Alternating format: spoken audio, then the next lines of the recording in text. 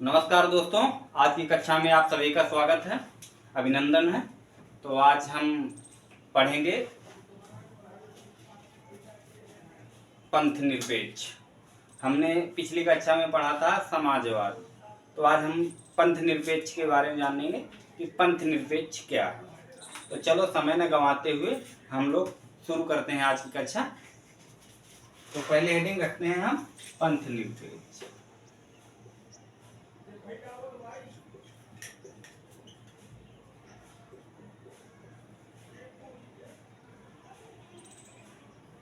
पंथ निरपेक्ष, इसकी डेफिनेशन लिखते हैं हम।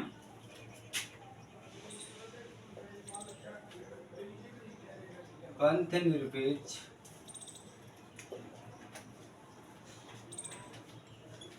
से तात्पर्य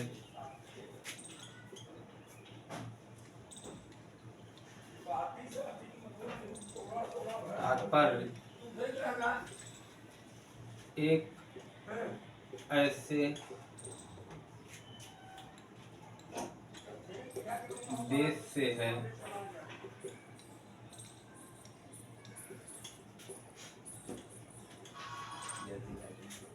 जिस देश का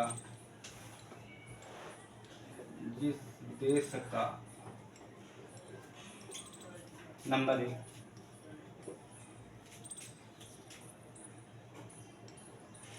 जिस देश का कोई राजकीय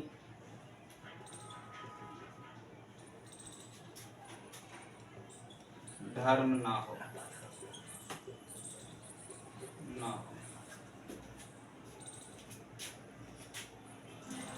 नंबर 2,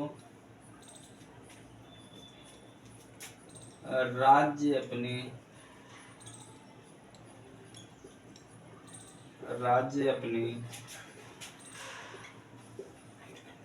नागरिकों के बीच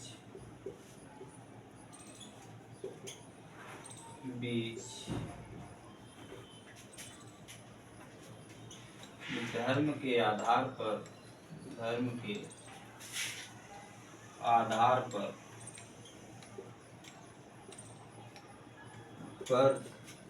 भेदभाव ना करे।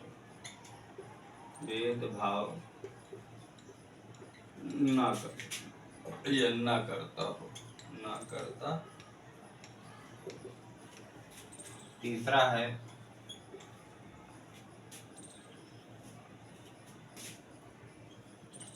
सभी नागरिकों को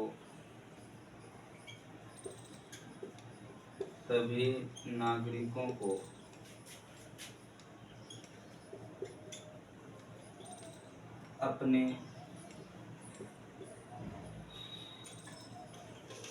धर्म को मानने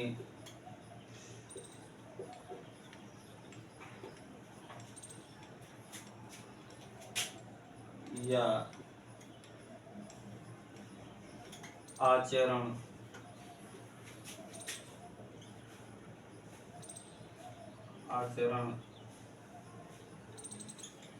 करने की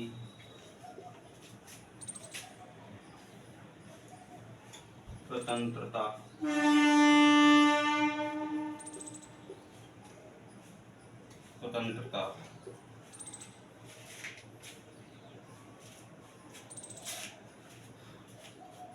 तो पंथ निरपेक्ष से तात्पर्य एक ऐसे देश से है जिस देश का कोई राजकीय धर्म ना हो, राज्य अपने नागरिकों के बीच धर्म के आधार पर भेदभाव ना करता हो, या राज्य अपने नागरिकों को और प्रत्येक नागरिकों को अपने धर्म के अनुसार आचरण तथा मानने की स्वतंत्रता।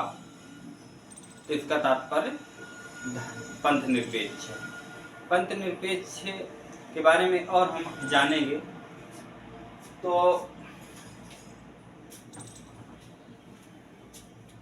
भारत को संवैधानिक रूप से एक तरह से हम पंथ निरपेक्ष कह सकते हैं, क्योंकि भारत की प्रस्तावना में पंथ निरपेक्ष का वर्णन किया गया है। उस हिसाब से भारत एक पंथ निरपेक्ष देश है, संवैधानिक और सैद्धांतिक रूप से। साथ में हमारे यहाँ धार्मिक स्वतंत्रता का अधिकार है। इस आधार पर भी हम कह सकते हैं कि हमारा देश एक पंथ निरपेक्ष देश है। और हमारे यहाँ धर्म को मानने व आचरण करने के लिए मौलिक अधिकार है। तो उसके भी आधार पर हम ये कह सकते हैं कि हमारा देश एक पंथ निरपेक्ष देश है। पर ये सब सैद्धांतिक एवं संवैधानिक रूप से हम कह सकते हैं। पर अगर व्यवहारिक नज़रिए से हम देखें तो व्यवहारिक नज़रिए से देखो बहुत सारी चुनौतियां हैं इसके। क्या क्या चुनौतियां हैं? देखो, जब चुनाव होता है तो चुनाव में धर्म, जाति और भाषा के आधार पर सीटों में आरक्षण किया जाता है। साथ में धार्मिक योजनाएं भी धर्म के आधार पर, जाति के आधार पर योजनाओं का भी संचालन या क्रियान्वयन किया जाता है। और जनता का जो भी मतदान व्यवहार है वह भी धर्म के आधार पर होता है तथा चुनाव के समय में बड़े जोर शोर से धार्मिक मुद्दे उठाए जाते हैं कि हिंदू, मुस्लिम, सिख, ईसाई तमाम प्रकार के धार्मिक मुद्दे उठाए जाते हैं। ये देखो, राजनीति में जो पार्टियां होती हैं वो अपने निजी फायदे यानी कि फायदे के लिए वो ये सब चीज करती हैं। पर अगर हम देखा जाए एक हिसाब से तो हमारा देश एक पंथ निरपेक्ष देश है। हम सैद्धांतिक रूप को उसी को मान के चलेंगे। ठीक। अब देखो, जैसे लोकतंत्र, अब हम जानते हैं कि लोकतंत्र क्या है, तो आइए समझते हैं।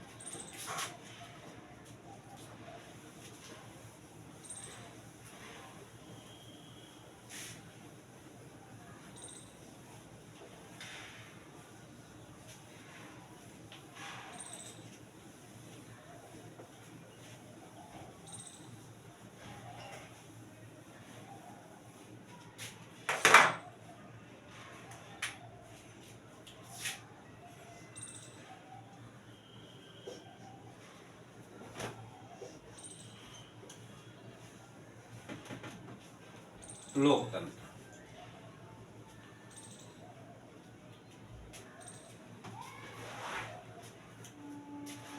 लोकतंत्र को अंग्रेजी में डेमोक्रेसी कहते हैं।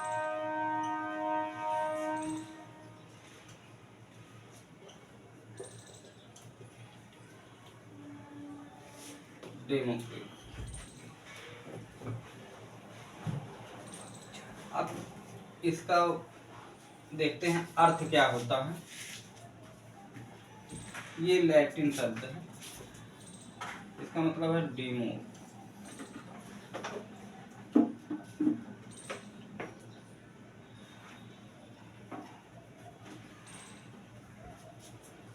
और ये है क्रेसी।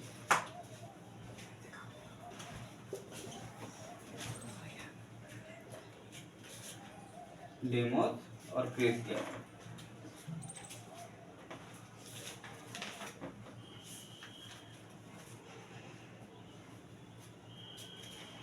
डेमोस से तात्पर्य जनता और क्रेसिया से तात्पर्य शासन।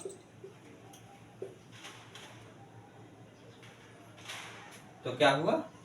जनता का शासन, जनता का शासन। अब जनता का शासन, तो अब देखें कि लोकतंत्र में एक स्पीच दी थी इब्राहम लिंकन ने, जो अमेरिका के राष्ट्रपति हुआ करते थे। उन्होंने एक स्पीच दी थी। क्या स्पीच दी थी? तो आइए जानते हैं। लोकतंत्र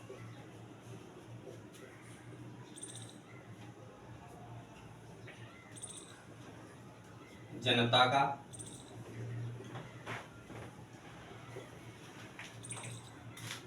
जनता के द्वारा,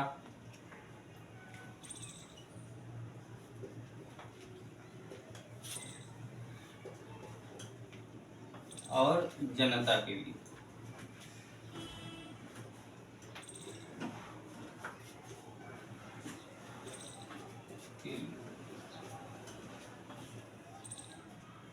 शासन, जनता का शासन जनता के द्वारा, जनता के लिए।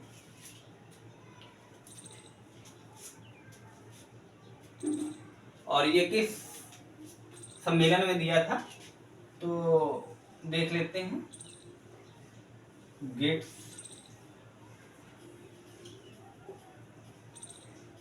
सम्मेलन, यानी गेट्सबर्ग भाषण,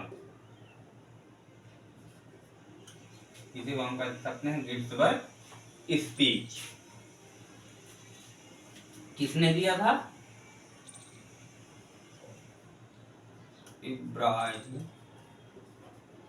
इब्राहम लिंकन। इब्राहम लिंकन ने दिया था गेट्सबर्ग स्पीच, यानी गेट्सबर्ग भाषण में जनता के लिए, जनता के द्वारा और जनता के लिए शासन होगा। तो ये किसने? इब्राहिम लिंकन ने दिया था। अब हम जानते हैं कि लोकतंत्र हमारे यहाँ कितने प्रकार के हैं, और ये विश्व में ही है, तो हम जानते हैं कैसे। आपने लिख लिया होगा।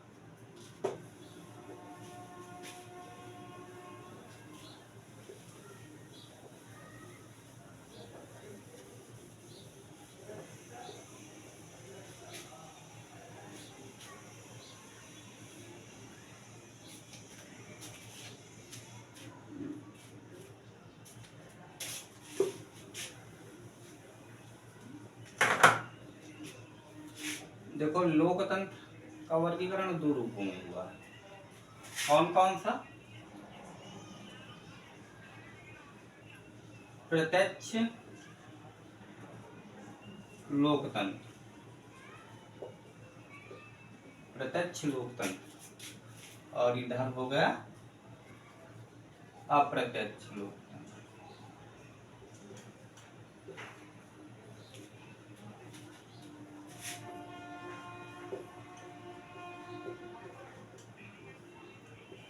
अप्रत्यक्ष लोकतंत्र,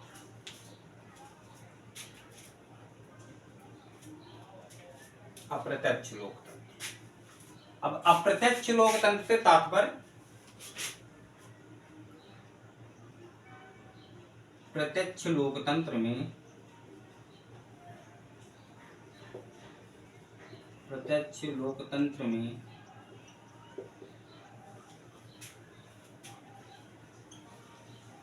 शासन जनता के द्वारा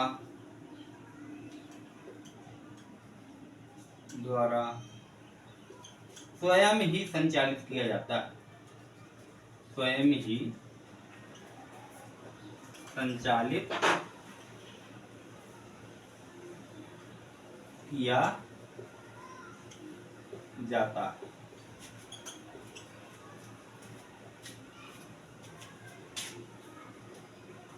अप्रत्यक्ष लोकतंत्र है। अप्रत्यक्ष लोकतंत्र को हम एक, ये देखो, जैसे ये इसका क्या हो जाएगा? डायरेक्ट डेमोक्रेसी, और ये हो जाएगा इंग्लिश में इनडायरेक्ट डेमोक्रेसी। अब ये अप्रत्यक्ष लोकतंत्र से तात्पर्य है प्रतिनिधि मूलक, प्रतिनिधि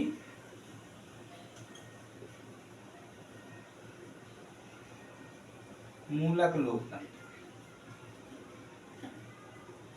लोकतंत्र।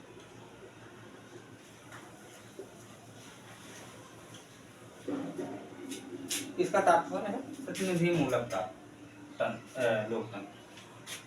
सबसे पहले हम इसकी डिफिनेशन लिखते हैं, अप्रत्यक्ष लोकतंत्र। तो हम अप्रत्यक्ष लोकतंत्र के बारे में लिखते हैं। अप्रत्यक्ष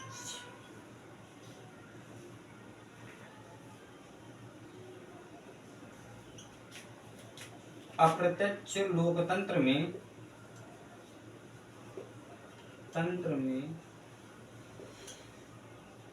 जनता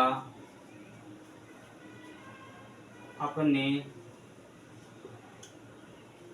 प्रतिनिधि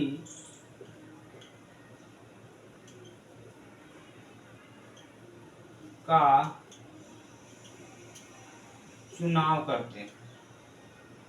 चुनाव करती है और उसके प्रतिनिधि ही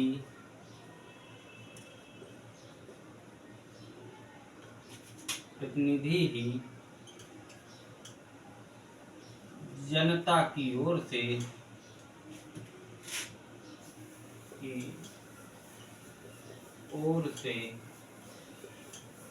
शासन का संचालन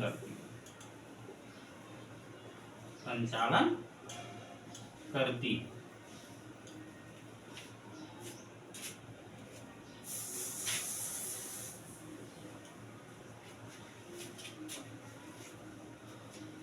तो देखो, लोकतंत्र दो प्रकार के हैं, प्रत्यक्ष लोकतंत्र और अप्रत्यक्ष लोकतंत्र। प्रत्यक्ष लोकतंत्र में जनता स्वयं ही संचालन करती है और अप्रत्यक्ष रूप में जनता प्रतिनिधि का चुनाव करती है और प्रतिनिधि ही जनता की ओर से शासन का संचालन करते हैं। देखो, ये डायरेक्ट जो लोकतंत्र है ये छोटे छोटे देशों में लागू हो सकता है, वहां के पर ये चीजें लागू हो सकती हैं कि जनता शासन का संचालन कर सकती है। परंतु जो व्यापक और बड़े राज्य हैं, बड़े मतलब देश हैं, तो उनमें जनता स्वयं शासन संचालन नहीं कर सकती है, क्योंकि वहां पे एक प्रशासनिक व्यवस्था बनाना और कायम रख पाना एक बहुत ही महत्वपूर्ण विषय है और बहुत ये चुनौतीपूर्ण हो जाता है। तो यहाँ पे क्या करती है, जनता अपने प्रतिनिधियों का चुनाव करती है। चुनाव इस प्रकार से हो सकता है, प्रत्यक्ष मतदान के द्वारा प्रत्यक्ष चुनाव हो सकता है और अप्रत्यक्ष चुनाव हो सकता है। तो इस प्रकार से जनता अपने प्रतिनिधियों का चुनाव करती है। जब प्रतिनिधि का चुनाव हो जाता है, जब प्रतिनिधि का चुनाव कर लेती है जनता, तो वही प्रतिनिधि जिनका जनता चुनाव करती है, तो वही प्रतिनिधि जनता की ओर से शासन का संचालन करने का कार्य करते हैं। ठीक, तो हमने ये जान लिया अप्रत्यक्ष लोकतंत्र। अब देखो, अप्रत्यक्ष लोकतंत्र है तो ये भी दो रूपों में वर्गीकृत है। जो प्रतिनिधि मूलक लोकतंत्र जिसे हम कहते हैं, इसका वर्गीकरण भी दो रूपों में है। कौन कौन से दो रूप, तो हम जानते हैं कि कौन कौन से हैं, तो आइए समझते हैं कौन कौन से हैं। तो देखो, आप लोगों ने इसकी डिफिनेशन लिख ली होगी, तो स्पेस कम होने की वजह से हमको इसको मिटाना पड़ेगा। तो अगर आपने लिख लिया हो तो लिख लीजिए, अगर ना लिख पाए हो तो थोड़ा और समय देते हैं और वीडियो को रोक कर भी आप लिख सकते हैं। ठीक, तो हम इसको मिटा देते हैं और हम समझते हैं प्रतिनिधि मूलक जो लोकतंत्र है या अप्रत्यक्ष लोकतंत्र है वो कितने भागों में वर्गीकृत है और कौन कौन से वो चीजें हैं, हम सारा कुछ बताएंगे इस वीडियो में। तो चलो हम देखते हैं।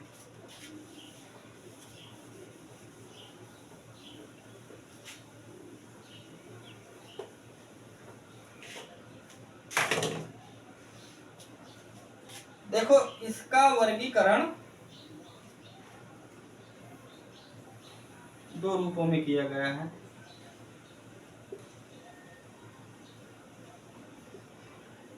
संसदीय लोकतंत्र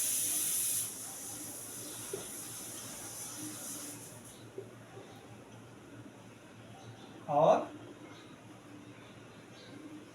अध्यक्षात्मक लोकतंत्र।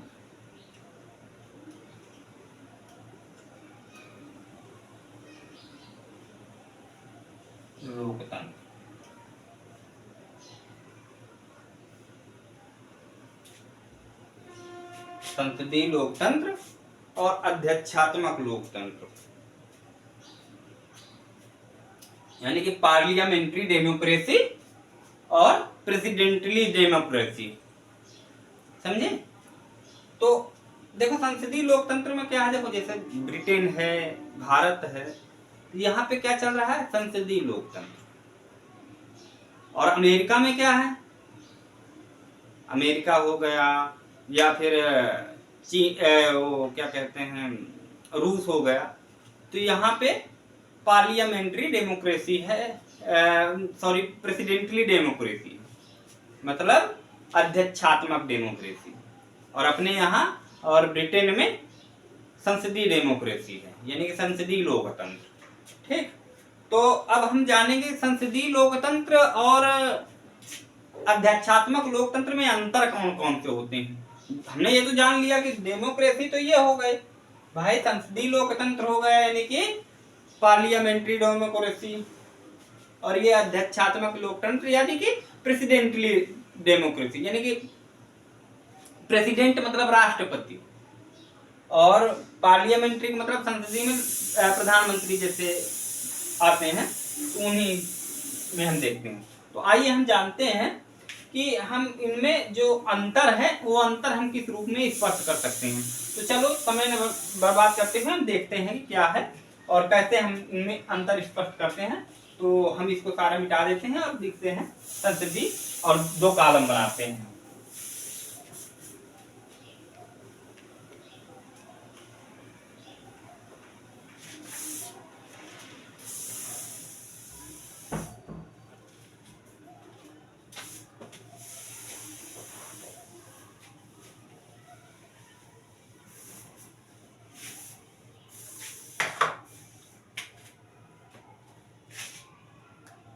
ये होगा संसदीय लोकतंत्र।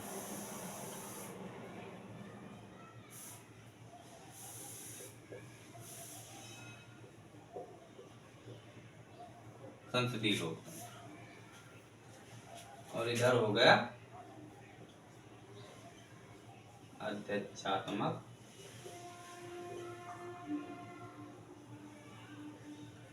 लोकतंत्र।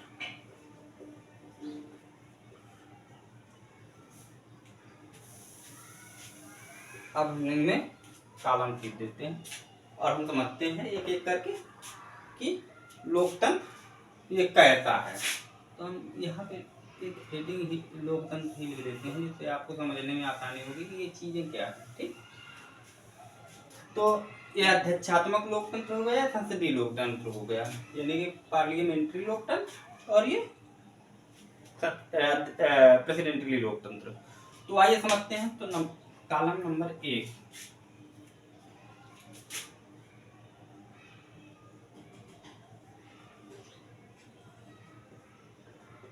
विधायिका और कार्यपालिका।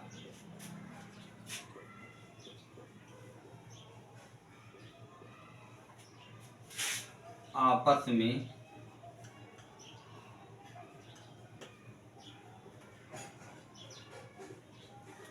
जुड़ी हुई होती है,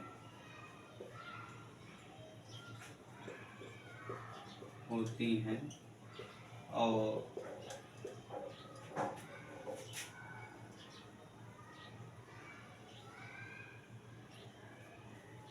विधायिका से ही कार्यपालिका का निर्माण होता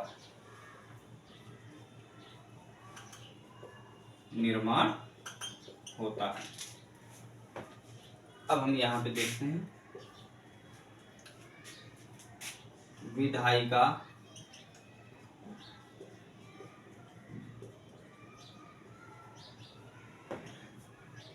कार्यपालिका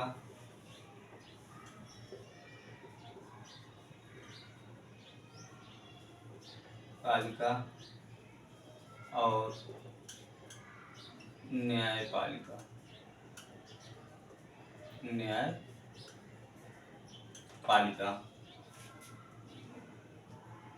एक दूसरे से, विधायिका, कार्यपालिका और न्यायपालिका एक दूसरे से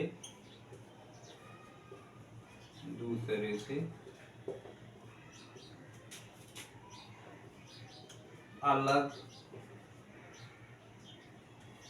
होती है। अब देखो, अमेरिका में विधायिका को क्या कहते हैं?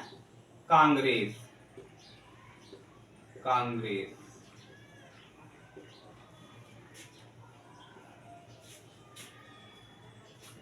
विधायिका को अमेरिका में कांग्रेस कहते हैं।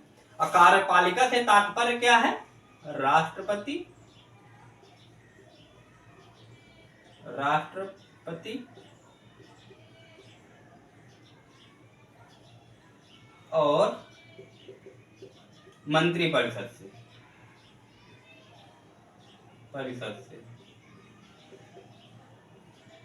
और यहाँ पे न्यायपालिका में आता है जज। ठीक, तो ये होता है। अब दूसरा बिंदु हम देखते हैं। दूसरा बिंदु पहले हम लिख देते हैं, समझते हैं। दूसरा बिंदु में है, देखो, वास्तविक कार्यपालिका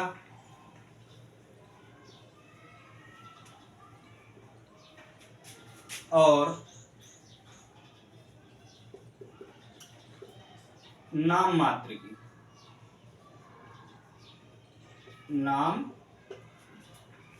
की कार्यपालिका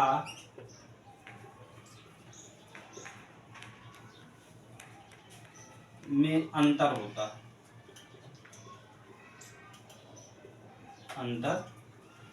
है। यहाँ पे क्या है? ऐसा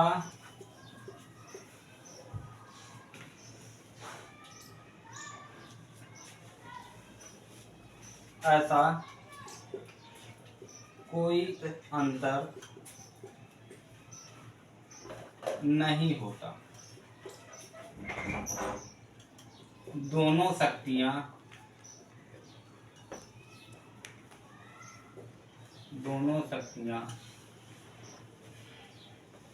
एक ही व्यक्ति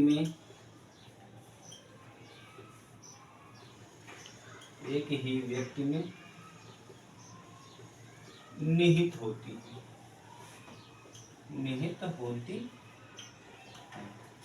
कौन है वो व्यक्ति? तो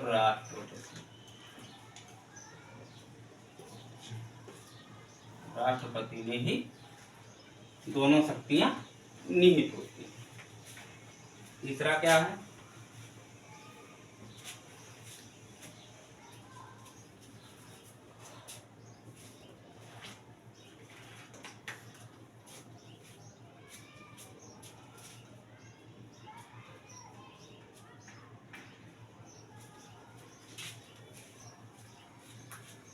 संसदीय लोकतंत्र में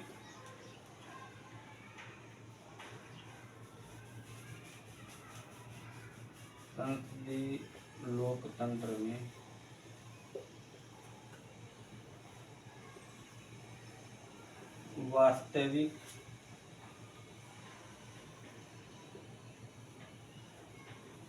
कार्यपालिका का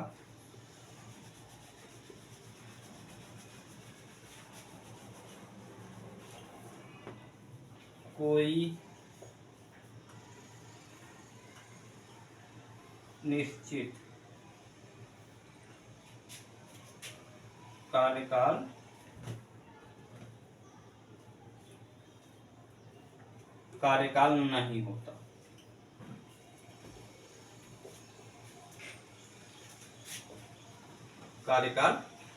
नहीं होता। इसे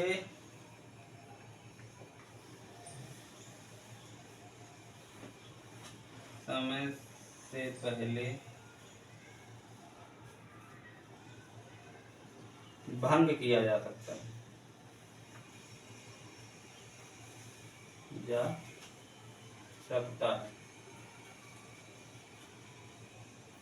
भंग किया जा सकता है। इसमें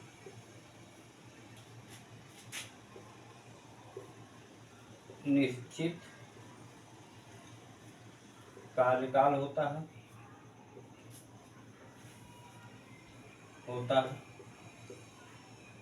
और ये कार्यकाल कितने वर्ष का होता है? 4 वर्ष। 4 वर्ष का निश्चित कार्यकाल। नंबर 4, ये सामूहिक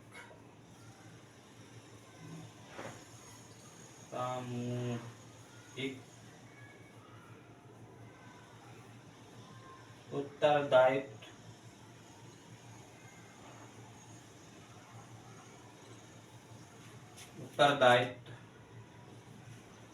के सिद्धांत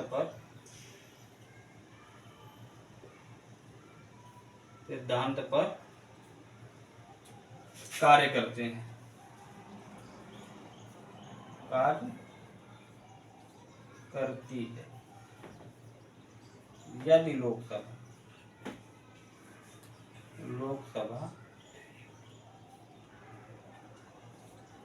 लोकसभा अविश्वास प्रस्ताव पारित करते हैं। अविश्वास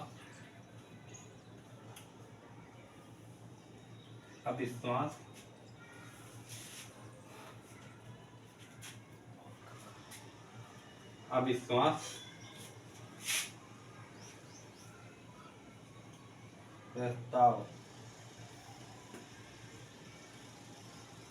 पारित कर दे तो पूरी मंत्रिमंडल या मंत्रिपरिषद को त्यागपत्र देना पड़ता है। तो मंत्रिपरिषद को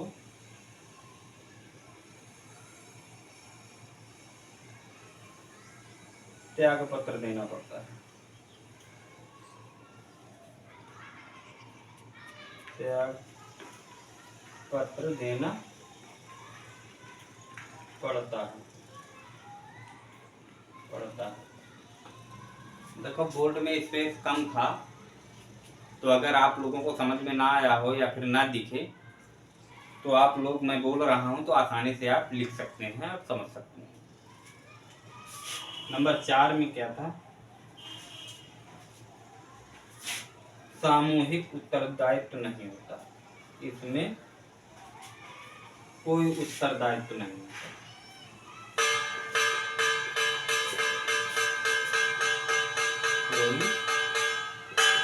उत्तरदायित्व नहीं होता है। ठीक, तो संसदीय लोकतंत्र है और अध्यक्षात्मक लोकतंत्र में हमने अंतर का वर्गीकरण किया है। तो हमने देखा है कि संसदीय लोकतंत्र में पहला बिंदु हमने देखा कि विधायिका और कार्यपालिका एक दूसरे से जुड़ी होती है और विधायिका के द्वारा ही कार्यपालिका का निर्माण होता है। और इसी में हमने जाना संसदीय लोकतंत्र में ही कि विधायिका जो है तो वास्तविक, जैसे देख लेते हैं कि संसदीय लोकतंत्र में तो हमने जाना कि विधायिका कार्यपालिका एक दूसरे से जुड़ी होती हैं और विधायिका के द्वारा ही कार्यपालिका का निर्माण होता है। उधर अध्यक्षात्मक लोकतंत्र में विधायिका, कार्यपालिका तथा न्यायपालिका एक दूसरे से पृथक है, मतलब अलग है, इनका कोई भी आपस में समन्वय ना है। अमेरिका में विधायिका को कांग्रेस कहते हैं तथा कार्यपालिका में राष्ट्रपति, मंत्रिपरिषद के लोग आते हैं और न्यायपालिका से तात्पर्य जज से। संसदीय लोकतंत्र में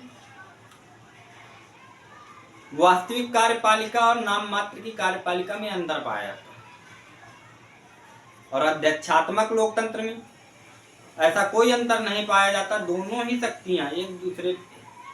शक्तियां एक ही व्यक्ति पर निहित होती हैं, वो है अमेरिका के राष्ट्रपति। संसदीय लोकतंत्र में वास्तविक कार्यपालिका का कोई निश्चित कार्यकाल नहीं होता, उसे समय से पहले भी भंग किया जा सकता है। ठीक। और वहां पे क्या है, अमेरिका में अध्यक्षात्मक लोकतंत्र में ये है कि कार्यपालिका का एक निश्चित टाइम होता है, निश्चित कार्यकाल होता है। कितना कार्यकाल है? 4 वर्ष का। यानी कि 4 वर्ष के पहले कार्यपालिका को लगभग भंग नहीं किया जा सकता। ठीक। महाभियोग वहां भी लगता है, ऐसा नहीं है कि महाभियोग वहां नहीं लगता, पर वो जो महाभियोग की सीमाएं हैं तो बहुत कठिन है और बहुत टिपिकल है। तो उन चीजों पे हम ये मानते हैं समानता है, ऐसा नहीं होता है। समानता है, उनका कार्यकाल निश्चित 4 साल का होता है। हमारे यहाँ क्या है, जो संसदीय लोकतंत्र है हमारे यहाँ ब्रिटेन में, जहां जहां संसदीय लोकतंत्र है, तो संसदीय लोकतंत्र में क्या होता है कि सामूहिक उत्तरदायित्व के सिद्धांत पे शासन का संचालन किया जाता है। इसका तात्पर्य ये है कि अगर लोकसभा अविश्वास प्रस्ताव पारित कर दे तो संपूर्ण मंत्रिपरिषद को त्यागपत्र देना पड़ेगा। और अध्यक्षात्मक लोकतंत्र में कोई सामूहिक उत्तरदायित्व का सिद्धांत लागू नहीं होता। ऐसा कोई सिद्धांत नहीं है कि कोई मंत्रिपरिषद त्यागपत्र दे। तो आज की कक्षा में हमने जाना कि पंथनिरपेक्ष क्या है और लोकतंत्र में अंतर क्या है और लोकतंत्र कितने प्रकार के हैं। ठीक। अप्रत्यक्ष लोकतंत्र हमने जाना, प्रत्यक्ष लोकतंत्र हमने जाना। इसके बाद प्रतिनिधि मूलक लोकतंत्र के बारे में हमने जाना। प्रतिनिधि मूलक लोकतंत्र में हमने 2 वर्गीकरण किया, संसदीय लोकतंत्र और अध्यक्षात्मक लोकतंत्र। हमने उसके अंतर भी जाने कि क्या क्या अंतर होते हैं। तो मेरे ख्याल से आज की कक्षा में काफ़ी चीज़ें हमने पढ़ ली होंगी। तो आज की क्लास हम यहीं समाप्त करते हैं और कल एक नए टॉपिक के साथ शुरू करेंगे। तो आशा है कि आप लोगों को आज की सभी जो चीज़ें बताई गई हैं, समझाई गई हैं, तो आपको बहुत आसानी से समझ में आ गया होगा। अगर आपको ना समझ में आए तो दोबारा से वीडियो देखेंगे तो आपको रिकॉल हो जाएगा। ठीक। तो आज की कक्षा में बस इतना ही। तो मैं उम्मीद आपसे करूंगा कि वीडियो आपको सभी को अच्छा लगा होगा। तो आप लोग सभी लोग वीडियो को सब्सक्राइब करेंगे, ज़्यादा से ज़्यादा शेयर करेंगे, जिससे इस वीडियो की पहुंच उन तमाम व्यक्तियों तक हो जाए जिससे इन सभी जिनको इन क्लासों की बहुत ज़रूरत है। तो आप लोग चैनल को सब्सक्राइब करिएगा, वीडियो को शेयर करिएगा। कोई त्रुटियां या सुधार की आवश्यकता है तो कमेंट बॉक्स में लिखिएगा और चैनल को सब्सक्राइब करिएगा और चैनल को लाइक करिएगा। तो ठीक, मैं यही उम्मीद के साथ आज की क्लास खत्म करता हूं। कल हम मिलेंगे एक नई टॉपिक के साथ। तब तक के लिए धन्यवाद, नमस्कार।